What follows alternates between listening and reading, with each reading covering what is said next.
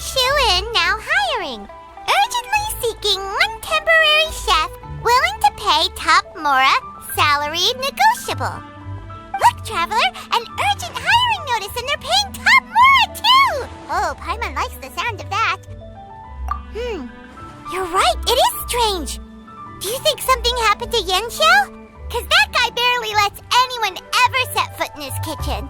Doesn't exactly seem like the type to hire help. The notice says interested parties should go upstairs and talk to the innkeeper Huayan. Should we go and see what's up? Yeah, and we can ask about the pay while we're at it. Boss, there's really no need for this. It's just a little burn, that's all. It won't get in the way of my work.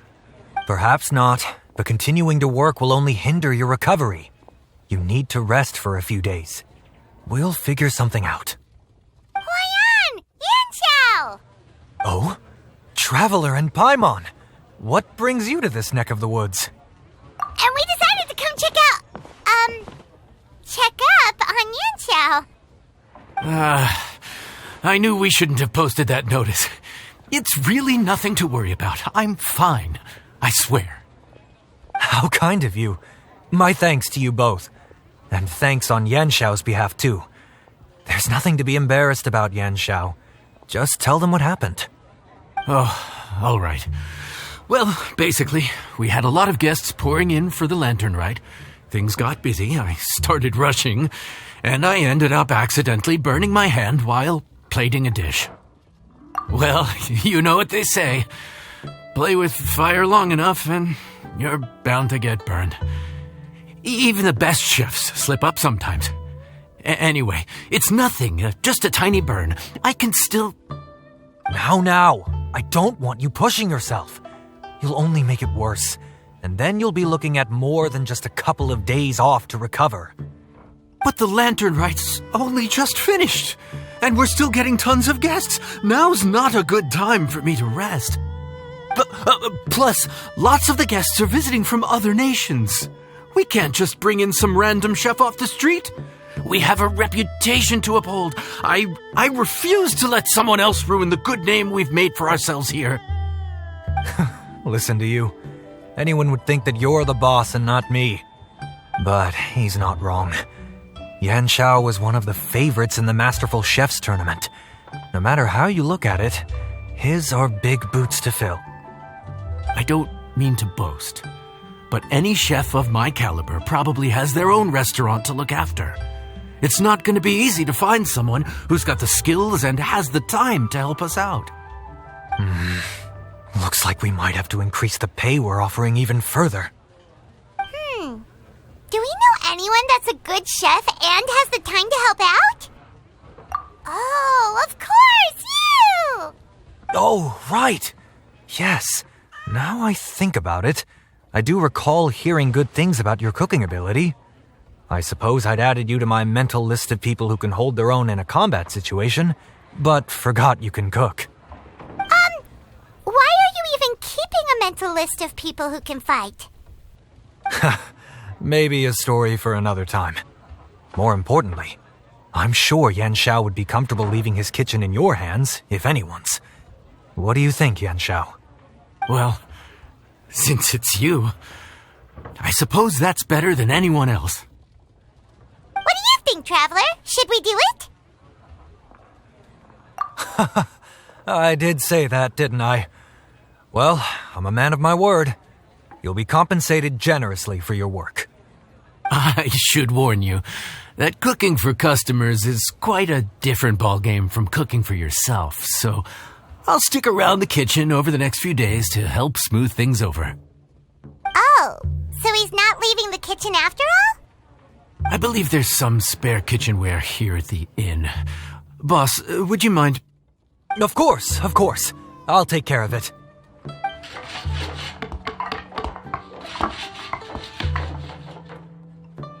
Whew. All done. Come, take a look. This was made with your measurements in mind. It's nothing. A little handicraft and elbow grease goes a long way. All right, Yanxiao.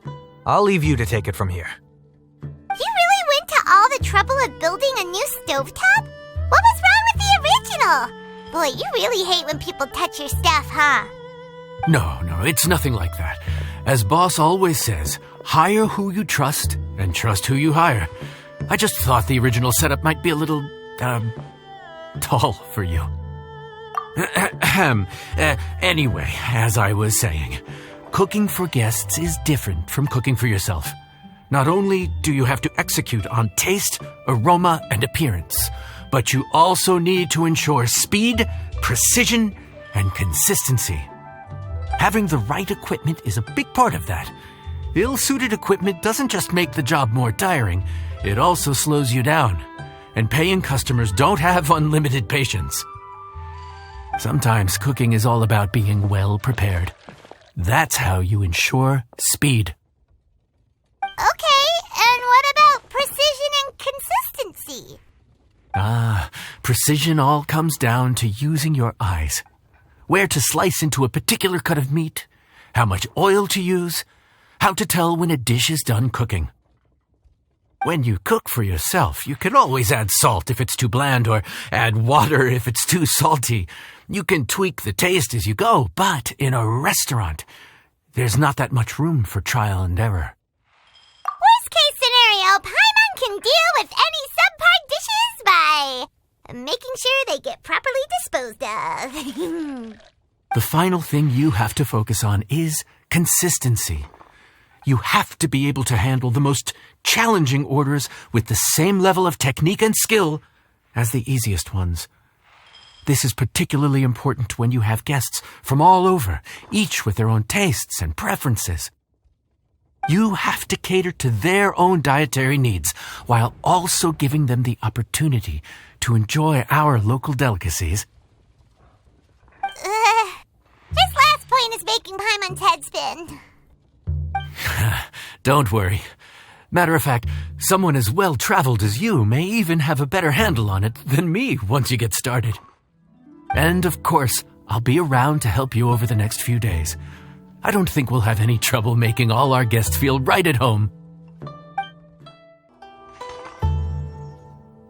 There's no time to lose, so let's get started. I imagine you probably have a good handle on the cooking side of things already. What you need to pay attention to is remembering each table's order. Try not to get them mixed up. Oh, Paimon's memory is like a steel trap. This is gonna be a cinch.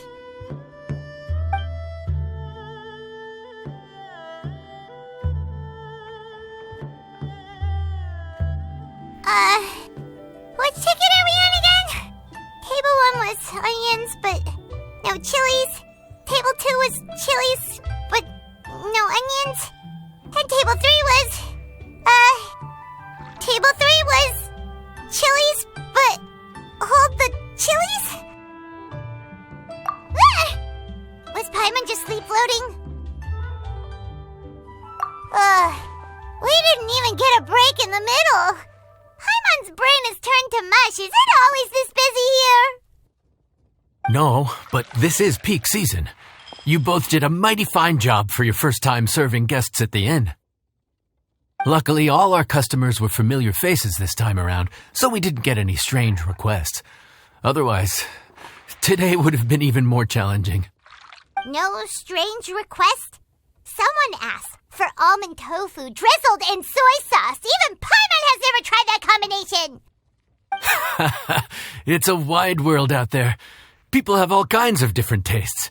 Being able to cater to all is the real essence of Liyue cuisine.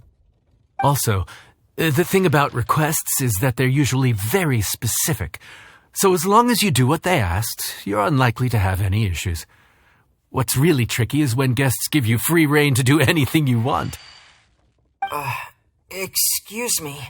Are you still open by any chance? Huh?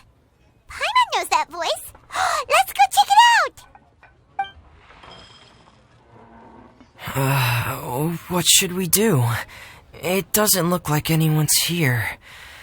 If only we'd gotten here a bit sooner. It's all right. If we start building a campfire now, we'll be eating before too long. Right. Besides, if anyone's to blame, it's Linny. So busy being a greedy culture vulture that he lost track of time.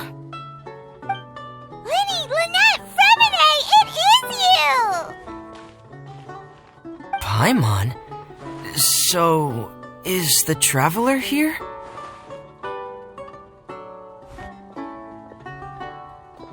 Traveler Paimon!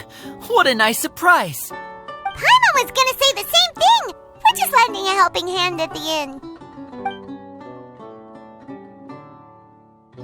Anyway, so that's how we ended up here. But what about you guys? Don't tell us. Father sent you on another mission? No, quite the opposite, actually. We're in Liyue on vacation, and while we're here, I thought a cultural tour might be in order. Father said we deserve some rest after everything that happened recently. Otherwise, it could jeopardize our next mission. It's not every day we get this kind of opportunity. Lenny thought it might be fun to spend some time in Liyue, especially since it's Lantern Rite season. We could hardly pass up the opportunity to watch a Liyue-style magic show. Although, I think they call it conjuring here. In our time here, we've seen conjuring tricks incorporated into a Liyue opera show, and even a wushu dance. It was amazing. So, we decided to stay here for a few more days to see what other forms of inspiration this land might have in store for us. We visited Granny Roshin in Chingsa village not long ago, and today we continued our cultural tour in the area around here. Meneando, we lost track of time. We haven't even eaten anything yet. And speaking of eating, as you know, seafood is a big part of both Liyue and Fontaine cuisine, but it's cooked very differently here. We simply had to try some local seafood after coming all this way. That's another reason why we decided to extend our trip. Oh, need any recommendations? What have you tried so far? That fish one with the misleading name. Sounds bland, but it's drowning in hot chilies. Oh, you mean blackback perch soup? You're right, the name doesn't give much away. It looked and smelled so appetizing that Lynette took a huge mouthful, blissfully unaware that she was about to set her mouth on fire. She could barely speak for the rest of the day after that. Luckily, that wasn't a huge adjustment for her.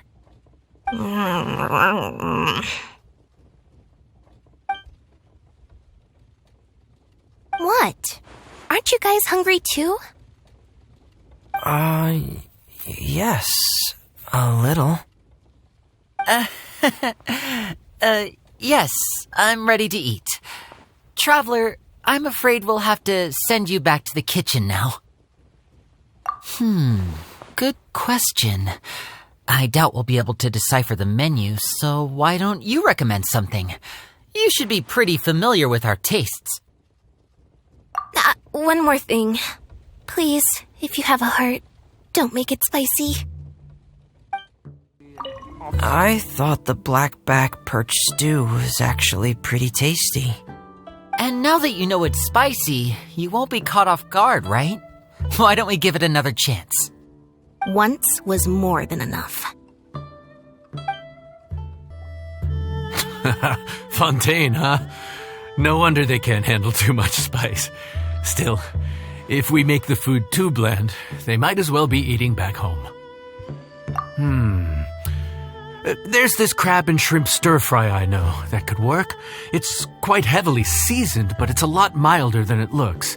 It has a light but really satisfying flavor. Ooh, that sounds perfect! What's it called? Well, this is where it gets interesting. They call it the Palace Jewels. The crab roe is supposed to look like pearls of gold, and the shrimp meat like chunks of jade. Here's the recipe.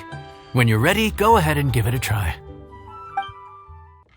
Crab roe like pearls of gold, shrimp meat like chunks of jade. Whoever wrote this recipe had quite the imagination.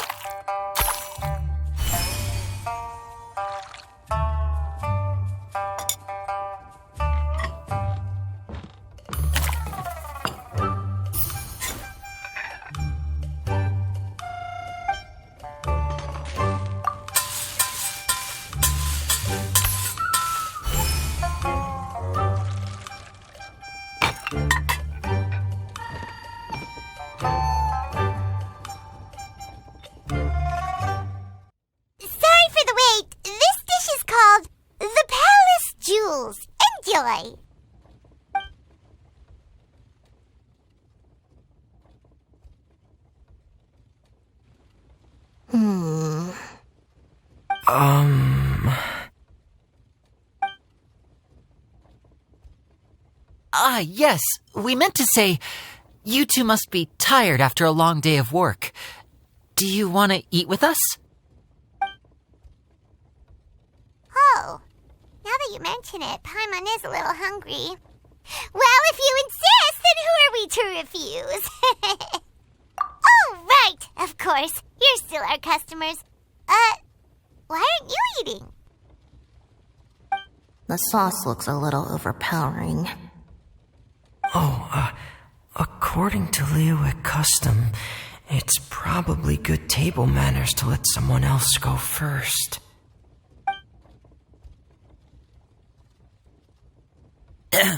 Looks delicious, traveler. I guess I'll dig in first. Here goes. What is it? Do you need some water? No, it's delicious. The flavor is so pure. It's drenched in sauce, but somehow it just enhances the natural flavor of the seafood. Try it for yourselves. All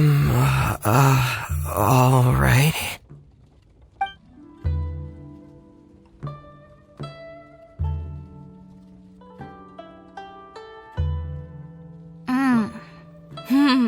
What is that? Crab roe? Yep, you have quite the palate, Lynette.